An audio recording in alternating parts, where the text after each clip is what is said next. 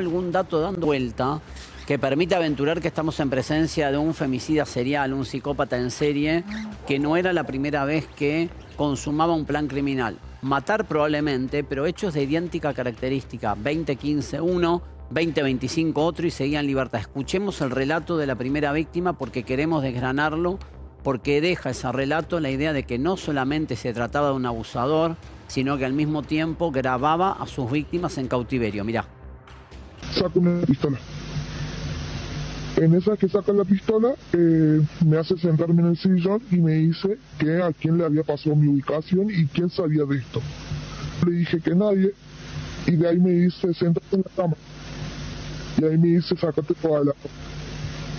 Le digo yo, ¿quieres tener relaciones? Le digo, ¿por qué de esta manera? Me dice, no, dice, porque las personas que vienen a traer la plata te tienen que ver bien y tienen que confiar en vos. A todo esto yo desesperada llorando le dije que podría ser su hija, que por qué me estaba haciendo todo esto, y me dijo, quédate tranquila que yo no te voy a hacer nada. A todo esto él seguía con la pistola y tenía una cinta en la mano, estaba nueva. Saca un cuchillo para abrir la cinta y me dice, acostate. Cuando me acuesto, me ata los pies, me ata las manos y me tapa. En esa que me tapa la boca con cinta también, y yo me doy vuelta, me pone boca abajo y me tapo. Cuando me tapo yo veo que él va a sacar la llave de mi moto para querer entrarla. Como no me había atado bien los pies, salí corriendo y justo había un grupito de chicos en la cual ellos me ayudaron. Ellos me dieron la remera porque yo salí en bombacha. Salí desnuda. Y de ahí le pedí ayuda. Sí, salí gritando que me quiso violar. Y salí y estaban esos chicos y me dieron la remera y de ahí le pedía por favor que llamaran a la policía, que estaba armado, que tenía... Hasta ahí parte del relato. En las últimas horas le quiero trasladar a Belén. Trascendió que quien le termina abriendo la puerta a esta víctima. Vos fijate la perversión del psicópata de Barrelier cuando nos preguntamos si es capaz de matar o de abusar de alguien en presencia de su familia. Belén en las últimas horas trasciende por parte de los abogados del papá de Agostina, la abogada que no recuerdo el nombre ahora, creo que Silva, la doctora, trasciende que quien le abre la puerta a esta mujer que escapa desnuda y que fue víctima de un intento de femicidio con secuestro, privación de la libertad, un arma en la cabeza, un intento de abuso, es la hija de Barrelier. ¿Es así? ¿Que en esa desesperación por salir quien termina abriendo la puerta es la hija de Barrelier o es solamente un dato que no está fundado todavía? No está fundado, Mauro. Incluso lo que tengo yo es que ella cruza enfrente, donde estaba en la casa de Barrelier, cruza directamente a la vereda de enfrente, sale sola por sus propios medios. Esto nos dicen por lo menos los vecinos. Y se cruza directamente a una peluquería que había enfrente. Justo estaba el hombre que trabajaba allí y es quien la asiste. Pero ella sale gritando, incluso llama la atención de los demás vecinos que estaban allí. Nos confirman que sale semidesnuda a la calle gritando que querían abusar de ella y que la tenía Barrelier. Y hablamos de una joven que en ese momento tenía 20 años, tiene 21 años ahora. La policía se exculpa, más que la policía, la justicia se exculpa de esa libertad con el argumento de que ese delito, para mí era mucho más grave el delito, pero solamente quedó calificado aquel antecedente 2025 como una privación ilegal de la libertad calificada y dicen que en el código esa pena posible es de 2 a 6 años de prisión y amerita la excarcelación. Entonces el Poder Judicial de Córdoba, el fiscal anterior, dice yo lo liberé porque la norma me indica que lo podía liberar. Lo que pasa es que no tomaron en cuenta ni siquiera una denuncia anterior de 2015, no se trabajó en perspectiva de violencia de género, no se analizaron los datos en conjunto y sobre todo quien no analizó los datos en conjunto, que esto es lo más grave, es el fiscal Raúl Garzón, el fiscal del femicidio de Agostina, cuando el domingo a la mañana ya tiene la denuncia de la mamá de Agostina y ya se sabe por el remisero que la última persona que vio a Agostina fue Barrelier. No vinculan datos. Si vos el domingo a la mañana ya tenías la información por el remisero que había estado Agostina con Barrelier hasta las 11 de la noche, por lo menos el horario en el que la dejan el punto de encuentro, vos tenés que sentarte en el sistema que tenés en tribunales y decir, che, lo tenemos acá Barrelier en una causa anterior fichado. ¿Qué delito cometió en aquel momento? Un intento de secuestro con intento de violación de una mujer joven. no asociaron y no allanaron en urgencia cuando el domingo ya tenían para machear la información de que Barrelier no era uno más. Era una persona que tenía causas similares de 2015 y 2025. ¿Vos decís que ese ejercicio lo hicieron? No lo hicieron. Ah, no lo hicieron. eso es lo grave en sí. No lo hicieron. Que quienes se dedican a eso no lo hicieron. O lo hicieron, Menospreciaron. o lo hicieron y no le prestaron la atención. No, menospreciaron. No, pero porque- puede ser, claro. Porque es lo que, Ahí es donde le bajás tocan el la precio. puerta y Barrelier dice, yo la dejé. Sí, le creen la versión. verdad, la vi, pero no era... Ahora, yo creo Le que creen la versión. esto pero no hay que- no entran Lo a que la dice el casa. fiscal, el Y la nena estaba ahí noviecito. todavía. Pero esto no hay que circunscribirlo solamente a la justicia, porque a Barrelier lo ascendieron, te diría, en la previa de este caso. A nivel trabajo A nivel municipal. trabajo, Sí, pasó claro. de ser Con dos denuncias. un becario a ser alguien, por así decirlo, con planta transitoria y en la previa del crimen pasó a tener planta permanente, que es un Claro. ascenso. Ujú. Y en ningún momento verificaron los antecedentes penales de esta persona tampoco. Hacemos un punto ahí. Porque tiene razón Gonza en esto. En el trabajo lo tomaron con causas penales en trámite, no les importó. Por eso hablo de sociedad machista, porque había denuncias de un tipo que había intentado secuestrar en 2015 una persona, en 2025 otra, y lo tomaron igual y lo ascendieron en la municipalidad.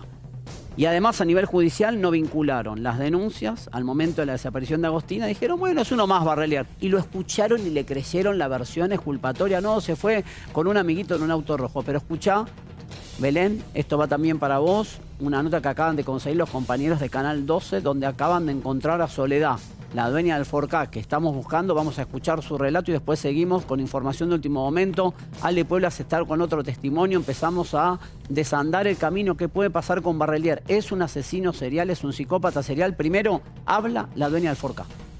Me llamó mucho la atención todo lo que él le contó y hoy en día analizo, decir, la firmeza con la que él le hablaba. Él no titubeó en ningún momento. Le decía esto de... ¿Cómo yo no le voy a creer si, bueno, sabe cómo le contaba las cosas al padre? O sea... No, mucha seguridad. Sí. ¿Y qué le había dicho? ¿De que la había visto y después se va a un auto rojo, lo que después dijo la justicia? Claro, o sea, él primero le dijo si sabía que su hija había tenido un episodio, que sé yo, no lo voy a nombrar a eso ahora. A lo que el padre de Melissa, el padre de la nena le pregunta si la mamá, Melissa, lo sabía, a lo que Claudio le contesta, y si lo sabíamos la mitad del equipo, calculo que lo sabía la madre también.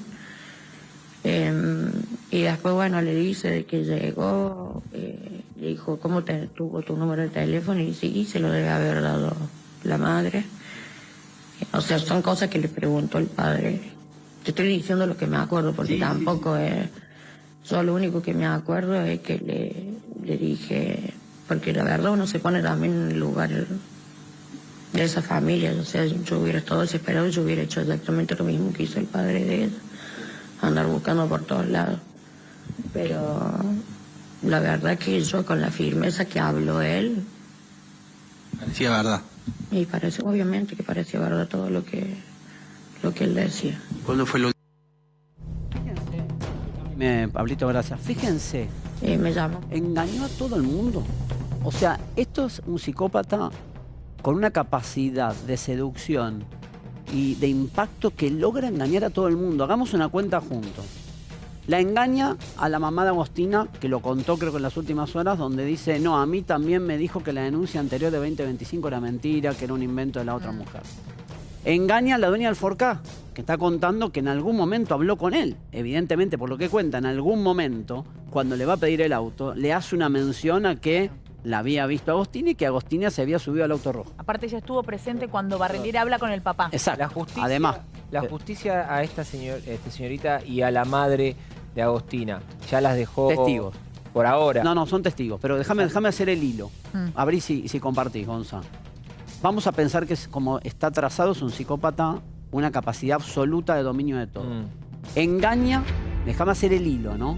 Engaña a la mamá de Agostina cuando tienen esa conversación y cuando le dice que solamente la vio y que se subió en auto rojo. Engaña a la dueña del Forcá en esa conversación que tienen. Engaña al papá de Agostina, que reconoce que fue, lo grabó, pero que se fue convencido de que él estaba diciendo la verdad al principio. Cuando lo interroga antes de que aparezca el cuerpo, mucho antes, 5 días antes, Barrelier le cuenta el mismo cuentito. Vino a verme, íbamos a hacer un regalo sorpresa, se fue en un auto rojo con un jovencito. Y engaña al fiscal y a la policía en la primera versión que les instala. Es decir, y engaña también, esto en la lectura que pregunta Gonza, si es que realmente toman a todo el mundo como testigo y no como cómplices, ¿no? Y engaña también a los ocupantes de su propia casa, a su esposa, a su hija y al matrimonio inquilino. Vos tenés 5 engaños de Barrelier. Ponémelo ahí al pie de la imagen. Son 5 engaños, o sea, hay 5 episodios en los que Barrelier va a sembrar, y a su defensor le miente 6 engaños. A su defensor le cuenta el mismo verso. Y acá Belén, si él no se hubiese quebrado, que para mí es decisivo, cuando él cambia la declaración, en la segunda declaración, y dice, es mi hija, primero decía sostenía y después dice, es Agostina la del video, es el primer quiebre, pero hasta ese momento, él había logrado que todo el mundo se creyera su cuentito. Si creemos que la gente actuó de buena fe. ¿Puedo abrirte Fava. un asterisco? Sí. Yo creo que engaña a quienes no lo conocían, porque a la mamá de la nena le tira 3 o 4 cosas sabiendo quién era. Devolvémela, deciles que me la devuelvan, decile que no le hagan nada. O sea, le pudo haber mentido, pero sabía que era un malandra. Pero entonces esa Ella madre... dice que no. ¿Cómo? Esa madre ¿Y sabía... el audio que trascendió? No, pero ella dice que él le da la explicación cuando se ponen en pareja, cuando lo conoce a Barrelier, de aquel acontecimiento 2025, y ella se queda convencida que el relato que le hizo es veraz. A eso me refiero. Pero después supo quién era Ante Barrelier. la noticia de que Barrelier es quien tenía cautiva a Agostina, ahí se da cuenta la mamá y empieza a reclamarle, devolvémela. Si le creemos a todos los entonces protagonistas. es como dice Fava, sabía Algo lo que él sabe, hacía, porque claro. si no decís devolvémela así, estás tan confiada de que es una Decile carmelita que no le hagan descalza. nada. ¿Cómo decirle que no? ¿A quién decirle? Todos somos inocentes hasta que se demuestre lo contrario. Ahora, me cuesta entender que esta persona logró engañar a tanta gente y nadie haya dicho, ah, no, me parece raro el tema. Por eso le No, pero preguntaba la madre, perdón, la situación la nena hoy por de- hoy, cómo está él, cómo están cada uno de estos Todos testigos testigos. en la Todos te- justicia. Pero perdón, la nena desaparece a las 10 y pico de la noche y se voy a comprar 3 empanadas, no vuelve nunca más. Pero la madre se alerta, recordame Mauro si estoy mal yo, tipo 6, 8 de la mañana recién hace la denuncia. 8:42. Bueno, 8:42. La nena se fue a las 10 y pico a comprar 3 empanadas, no volvió a la media hora y estás haciendo la denuncia llamando a todos los vecinos. Pero Chicos, ¿puedo ¿no pedirles esperás hasta algo? las 8 de la ¿Puedo mañana? pedirles algo? ¿Me pueden seguir? Sí.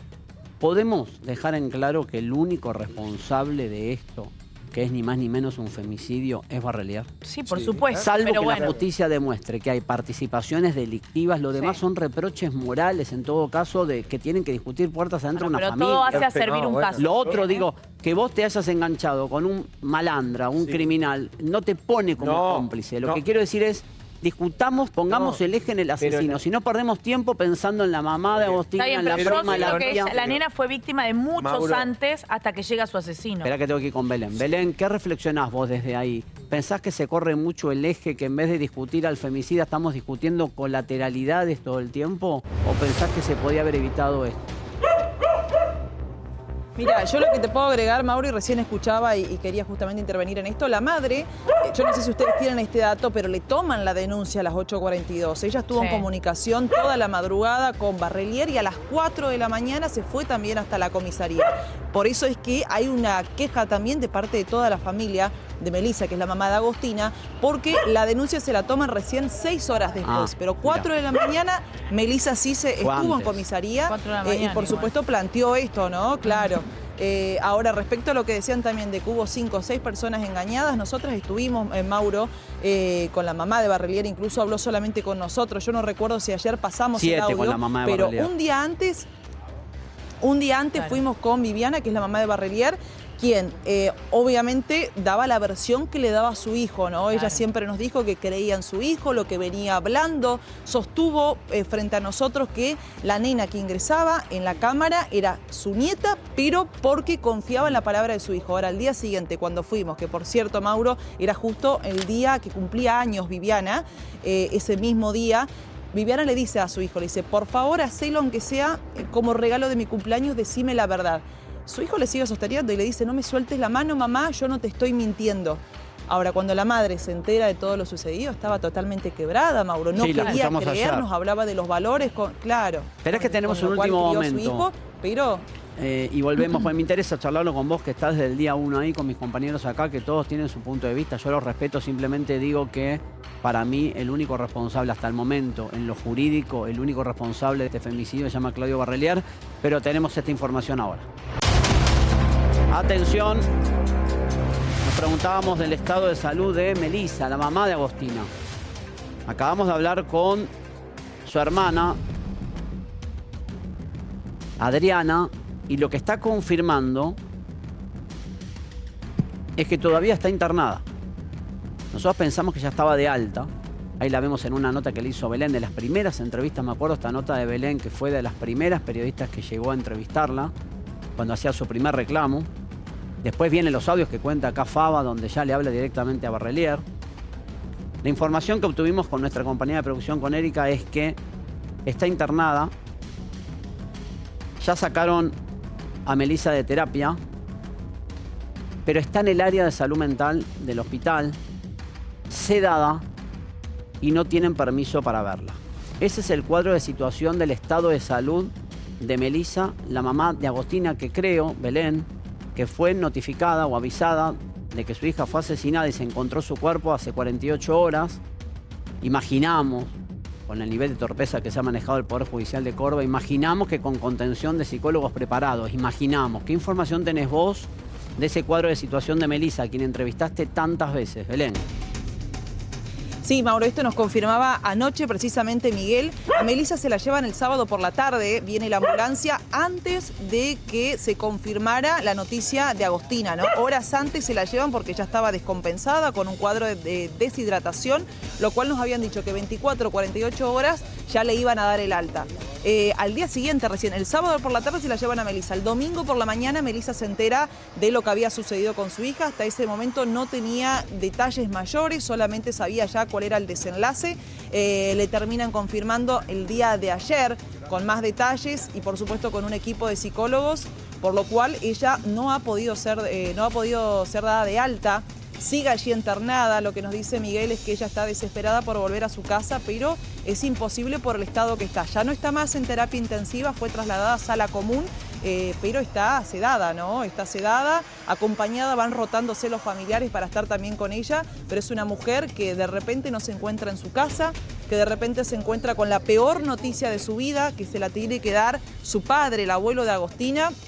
Y hoy en esta situación, ¿no? Donde poco a poco van describiéndole la situación y reiteramos, estar lejos de su casa en una situación que más allá de que no está en terapia intensiva, está sedada.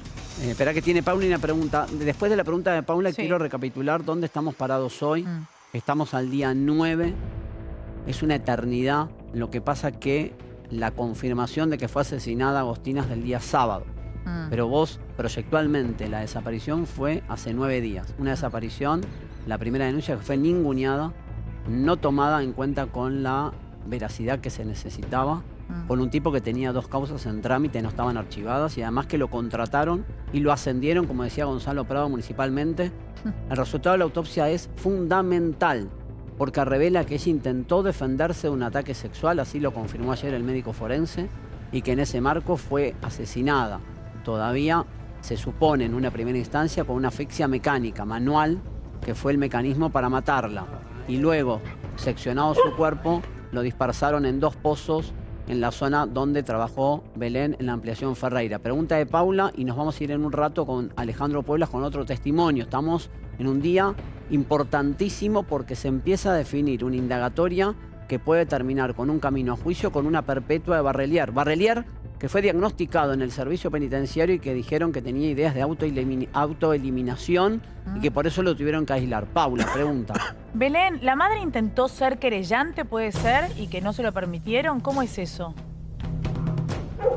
Mira, solo le preguntamos a Miguel si los querellantes eran Miguel y Elizabeth, que son los abuelos, si Melissa también era querellante. Él nos confirma solamente que fueron los abuelos. Ahora, claro, ¿por qué no pudo ser la madre? Yo no sé, tal vez incluso pueda ser también porque está con este cuadro de salud, ¿no? Desde el día sábado donde prácticamente no tuvo comunicación con nadie más que con sus abuelos que están yendo y viniendo, ¿no? Pero hasta el momento sí está confirmado que los querellantes son solo los abuelos maternos. Los abuelos maternos son querellantes, con lo cual queda desarticulada aquella tensión o teoría que se trató de instalar a mi criterio desde el Poder Judicial de Córdoba el fin de semana, que trataban de desviar el foco de atención. Como se comieron, y me hago cargo de lo que digo, al femicida, lo tuvieron por delante y no lo metieron preso y no lo agarraron de la solapa el mismo domingo, y estaban todos boludeando en el partido de Belgrano con River y se lo comieron. Te corro a vos, Belén, de eso, que tenés que seguir viviendo allí, te pido disculpas. Como se lo comieron, empezaron a trascender, hicieron trascender datos de la vida de Agostina y de su madre como para tratar de cambiar el eje de la historia. Entonces tratar de instalar o de posicionar la mirada sobre la víctima y no sobre el victimario. Lo tuviste adelante, fiscal, lo tuviste adelante. Tenías la información en el legajo, en los sumarios de tribunales, que estabas en presencia de un chacal que había hecho un secuestro con intento de violación, con un arma en la cabeza. Y no me quiero olvidar algo, Belén y compañeros, porque me viene siempre a la mente el relato de la primera víctima. Habla de grabarla porque tenés que lucirte bien. ¿Estamos en presencia de un tipo que integraba una red de trata? Yo creo que a partir de ¿Un ahora, intermediario? porque bien lo definiste vos, un chacal como esto hay sueltos, lamentablemente, mucho. Lleno. Machistas y Entonces femicidas digo, sueltos lleno. en el ámbito familiar, en el ámbito laboral, en el ámbito amoroso, en el ámbito amistoso, en el que sea, la verdad, cuando hay tantos parámetros, alguien que integre una barra brava, alguien que filma personas para luego comercializarlas y más. Comercializarlas sexualmente, alguien que tiene un intento de violación y ha maniatado a una persona, alguien que se dedica a la venta de drogas. Bueno, son muchos llamadores. O sea, la gente no anda por la calle así, chicos. Claro, porque como dice o sea, Mauro, y todos juntos en una sola persona. No voy para atrás, voy para adelante. Que sirva esto para que cuando alguien advierta que tiene una carroña como esta dentro de su entorno, en el ámbito que sea, y bueno, hay que estar alerta. Pero también te pueden volver, Fabio, te pueden mentir, te pueden volver a estar repleto de historias de femicidas, de machistas que le hacen creer a sus parejas que las denuncias anteriores fueron falsas. Pero escuchá, Belén, podemos compartir de nuevo la nota que le hicieron a la dueña del Forca. Escuchémosla de nuevo porque pasó muy rápido, pero dice cosas muy importantes, porque es un relato que yo pensé que era más niña la relación con la dueña del Forca, pero le habla a Barrelier. Barrelier también le da una explicación de los hechos distorsionados. Escuchemos de nuevo la nota, si la tenés, Leo, de la dueña del Forca, mirá. Me llamó mucho la atención todo lo que él le contó y hoy en día analizo, decir, la firmeza con la que él le hablaba. Él no titubeó en ningún momento. ¿Le decía esto de...? ¿Cómo yo no le voy a creer si, bueno, sabe cómo le contaba las cosas al padre? O sea... No, mucha seguridad. Sí. ¿Y qué le había dicho? ¿De que la había visto y después se va a un auto rojo, lo que después dijo la justicia? Claro, o sea, él primero le dijo si sabía que su hija había tenido un episodio, que no lo voy a nombrar a eso ahora. A lo que el padre de Melissa, el padre de la nena le pregunta si la mamá, Melissa, lo sabía, a lo que Claudio le contesta, y si lo sabíamos la mitad del equipo, calculo que lo sabía la madre también. Y después, bueno, le dice de que llegó, le dijo, ¿cómo tuvo tu número de teléfono? Y sí, se lo debe haber dado la madre. O sea, son cosas que le preguntó el padre. Te estoy diciendo lo que me acuerdo, porque tampoco es... Yo lo único que me acuerdo es que le dije... Porque la verdad uno se pone también en el lugar de esa familia. O sea, yo hubiera estado desesperado, yo hubiera hecho exactamente lo mismo que hizo el padre de ella. Andar buscando por todos lados. Pero la verdad que yo, con la firmeza que habló él... Parecía verdad. Y parece, obviamente que parecía verdad todo lo que él decía. ¿Cuándo fue lo...? Bueno, Belén, no llego a entender, porque la nota la tenemos cortada, esta nota de Canal 12, ¿en qué contexto Barrelier le cuenta todo esto? A mí me sigue sorprendiendo la manipulación del femicida. O sea, está claro que esta chica Soledad, que habla de espaldas, donde vos estás parado en la puerta de su casa, a ver si la esperamos y llega, que es la persona que lo ayuda con el Forcat, dice ella de manera no intencional, sabiendo que estaba descartando un cuerpo, Barrelier se toma el trabajo en alguna conversación que tiene me imagino que ella le habrá preguntado, porque el lunes ya era noticia en Córdoba, la historia, no a nivel nacional. Me imagino que para que esa conversación haya fluido, ella le tiene que haber preguntado, che, te están mencionando a vos con la desaparición de esta nena, o él le instala la conversación. No me doy cuenta cómo es que Barrelier le habla tanto, le llena tanto la cabeza a esta chica Soledad. ¿Qué descubrís vos de esos dichos ahí en esa nota que hacen los colegas de Canal 12? Es ella quien le empieza a cuestionar, Mirá. incluso ella lo que dice que es algo totalmente raro, ¿no? Y frío, que él trata de evadir esas preguntas, pero que lo nota muy tranquilo, que nunca lo notó nervioso, que incluso él la abraza en ese momento a ella y le dice que la extrañó, como que trataba de cambiar el foco y ponérselo desde un lado más emocional, sentimental, como para tenerla también de su lado, ¿no? Pero ella lo notó muy tranquilo y reiteramos, él le dijo como que estaba también a disposición, que no tenía nada que ver y que los dos decían, ojalá que esta nena aparezca con vida. Mirá, otro dato, Belén, que quiero compartir acá con mis compañeros y con vos, es que la autopsia ubica la data de muerte entre las 23 horas del sábado y las 05, no las 05, las 5 de la mañana del domingo. Ayer discutíamos con Ale Puebla si podía existir una chance de salvarla. Lo que sí queda claro, como no se sabe en ese extremo de 6 horas en qué momento la mató, es una franja bastante extensa, es lo que los forenses no te dicen, la mató a las 9:53, te dicen, desde el momento que le hacemos la autopsia, tantas horas para atrás. Le da esa cuenta. La pregunta mía es la siguiente. ¿Abona esto la tesis si el horario del crimen se acerca más a las 5 de la mañana, que la tuvo, como decíamos antes, cautiva, como la víctima que escuchamos?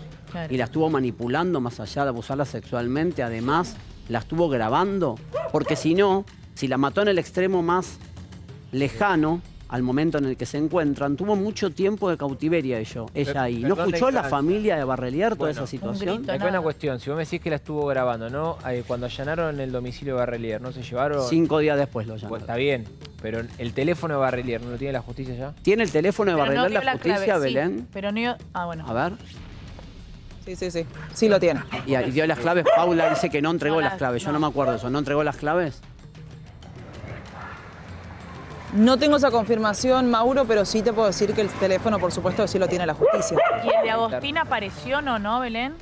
El de Agostina, el teléfono. No, hasta el momento no, Paula. Hasta el momento no apareció el teléfono de Agostina. Ahora, lo que es clave de acá para adelante es obviamente la responsabilidad de los dos fiscales, que me parece que es lo que va a estar en el centro. Ah, Sí. eso. Para cerrar con Belén, porque no la quiero desaprovechar. ¿Cuántos pedidos de jury ya enfrenta el fiscal Garzón y el fiscal anterior de la primera causa de la de 2025? En realidad es uno solo por cada uno, porque no es que se puede, no es que se van. Pero son varios los que lo pidieron. No, se pusieron de acuerdo varios legisladores en avanzar con esta iniciativa. Hay que ver cómo están dados los números, porque lo central acá, y esto te lo dicen quienes están siguiendo esto, es decir, mira, fallaste en esto, esto y esto. Todo lo que hayas hecho antes, o sea, todas las cosas buenas que puedas haber No vale. tenido, no importan. En el momento que vos que falló, y por ahí es muy bestia como lo digo, falló tu tacto, tu experiencia como fiscal para darte cuenta, como vos decías, de que estaba por delante tuyo el femicida, de que tenía un montón de tendencias. Lo lamento. Afuera va a ser muy Hay difícil. que ver si es puedan ser- causal o no de destitución. Veremos. Belén, gracias como siempre. Volvemos cualquier cosa. Sos siempre prioridad. Como te lo dije ayer, destacar tu trabajo. Sé de lo tenaz que sos, el tiempo que le dedicás y sobre todo lo que te pegó a vos particularmente. Se te nota, te conozco, trabajamos juntos. Muchas gracias, Mauro. No es un caso que no te haya atravesado. Todo lo contrario, insisto con ese momento en el que te abrazás con el abuelo de Agostina y se nota que tenés un compromiso con lo que haces y no solamente narrar. Muchísimas gracias. Convocatoria para Gracias, el Ni Una Mauro. Menos mañana. ¿Va a ser masiva? ¿Qué se está anticipando en la provincia de Córdoba, Belén? Sí, hoy incluso hoy a la tarde también van a soltar globos blancos afuera de la escuela de Agostina y mañana se espera una marcha masiva, como bien lo dijiste vos, más por este caso puntual, ¿no? Más allá de la marcha Ni Una Menos, van a hacer mucho foco con este caso de Agostina.